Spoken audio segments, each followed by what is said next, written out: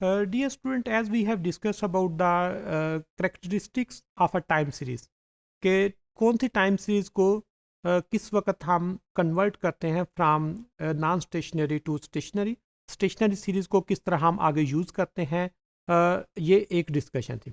Second one है the concept of spurious regression. Spurious regression को हम नॉनसेंस रिग्रेशन भी कह सकते हैं, and there are different like characteristics of spurious regression कि सम टाइम हम दो वेरिएबल पे रिग्रेस कर रहे होते हैं but they are not theoretically associated, they are uncorrelative. पर एक कहीं से कोई वेरिएबल लाइक ईस्ट से लेते हैं, एक वेरिएबल वेस्ट से लेते हैं और उनको रिग्रेस करते हैं, तो उनका कोई रिजल्ट मीनिंगफुल नहीं होगा, उनकी थ्योरेटिकली कोई वो लिंक डेवलप नहीं होगा। जिस तरह हमने अभी बात की कि your consumption is a function of income, income change होने से कंजम्पशन चेंज होती है, देयर इज थ्योरेटिकल एसोसिएशन, तो वो रिग्रेशन मीनिंगफुल होगी। लेकिन अगर दो वेरिएबल में कोई एसोसिएशन एग्जिस्ट नहीं करती तो वो रिग्रेशन स्पूरियस होगी, वो रिग्रेशन नॉनसेंस होगी। एक और इसकी टाइप होती है कि अगर आपका वो थ्योरेटिकल वो वेरिएबल लिंक करते हैं लेकिन उसमें हम दो सीरीज ले रहे हैं, you have one series Y T and second one is X T, and both the series are random walk. दोनों रैंडम वॉक सीरीज हैं, दोनों का एक अपना अपना ट्रेंड है। सेकेंडली दोनों जो रैंडम वॉक सीरीज हैं दोनों नॉन स्टेशनरी हैं, और दोनों का जब हम डिफरेंस लेते हैं तो वो I1 बन जाती है, इंटीग्रेटेड ऑफ ऑर्डर 1 बन जाती हैं। अब जिस वक्त दो हमारे पास सीरीज हैं वो I1 है, लेकिन हम उन पे वो एज इट इज़ OLS का प्रोसेस अप्लाई कर देते हैं। जो ही OLS का हम प्रोसेस अप्लाई करेंगे तो वो दोनों हमारी जो सीरीज हैं वो रिग्रेस हो जाएगी, बट उनके रिजल्ट मीनिंगलेस होंगे, वो रिग्रेशन स्पूरियस हो जाएगी। तो इसलिए जिस वक्त हमारे पास दो चीज, we have the idea that are series X and Y both are non stationary, non stationary series को नॉन स्टेशनरी पे जब हम रिग्रेस करते हैं तो उनके रिजल्ट आपके मीनिंगलेस होते हैं। इसलिए यू हैव टू केयर कि क्या आपकी दोनों सीरीज जो हैं वो स्टेशनरी हैं या स्टेशनरी नहीं है। अगर वो दोनों आपकी series as it is stationary हैं then the best approach is OLS।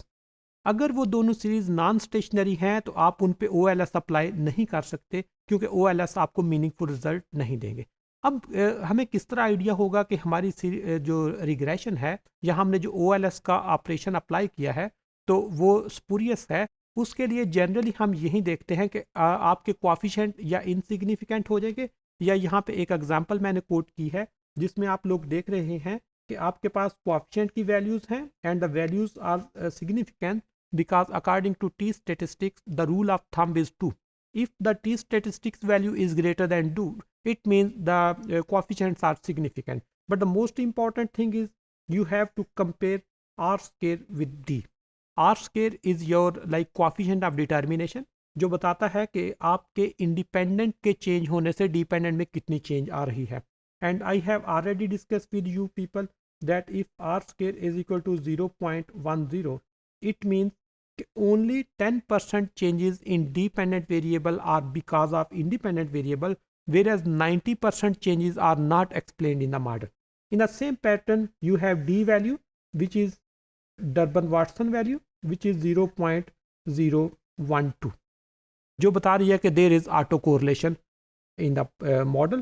और second condition कि if your R square is greater than Durbin-Watson, ये आपको इंडिकेट करेगा your regression is spurious.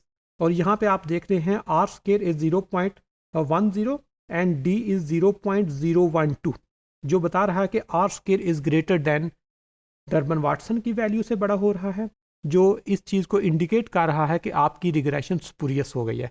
There are different other characteristics of a spurious regression, but the most important is this one that if R square is greater than Durbin Watson, तो ये आपको बता रहा है। और ये सम टाइम आपका थ्योरेटिकल लिंक ना होने की वजह से भी इस टाइप की वो डर्बन-वाटसन और R स्केयर की वैल्यू मूव कर सकती हैं। सेकेंडली अगर आपकी जो सीरीज़ हैं वो नॉन स्टेशनरी हों और आप उन पर रिग्रेस कर दें तो तब भी आपका इस टाइप का रिजल्ट आएगा, जिससे आपको आइडिया हो जाएगा your regression is spurious and you have to reconsider the variable and you have to re estimate the values for efficient and reliable estimation for like your effective public policy making process.